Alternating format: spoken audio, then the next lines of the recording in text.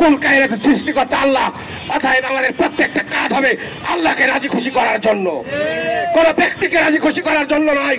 আমরা বর্তমান সময় দেখতে পাচ্ছি 5ই আগস্টের পরে আগে যে বৈষম্য নিয়ে আমরা আন্দোলন করেছি, 5ই আগস্টের পরে আবারও বৈষম্য শুরু হয়েছে। কিন্তু আপনাদেরকে বলবো, আপনারা এই বৈষম্য সৃষ্টি আর করবেন না।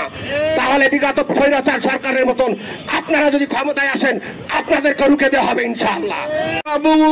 যদিও ধর্ম নিরপেক্ষতার দোহাই দিয়ে, গণতন্ত্রের দোহাই দিয়ে ভারত শাসন করছে, কিন্তু তার ইতিহাস, পূর্বের ইতিহাস বর্ণনা করে দেখা যায় সে সম্পূর্ণরূপে ইসলাম ও মুসলিম বিরোধী একটি শক্তি বা সরকার।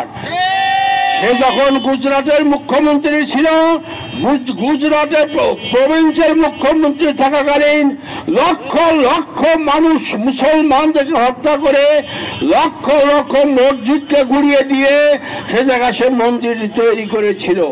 তাদের বৈষম্যতার দোহাই আর গণতন্ত্রের দোহাই শুধু মুখে, কিন্তু কার্যকলাপে রয়ে গেছে ফ্যাসিবাদ ও স্বৈরাচারের কার্যকলাপ।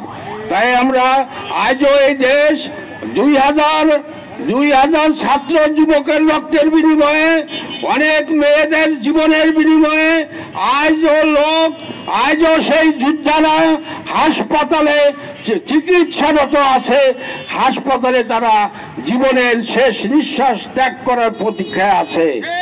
আমাদের দাবি, যারা এখন অসুস্থ আছে তাদের সুস্থতার জন্য সরকার, বর্তমান যে অন্তর্বর্তীকালীন সরকার বাহাদুর আছে, প্রধান উপদেষ্টা আছে, প্রধান উপদেষ্টা সমিতি আমাদের আকুল আবেদন থাকবে ইসলামী আন্দোলন বাংলাদেশের পক্ষ থেকে তাদের সুচিকিৎসা এবং তাদের পারিবারিক সঞ্চয়ন, তাদের সর্বপ্রকার সাহায্যের হাত বাড়িয়ে দিতে হবে।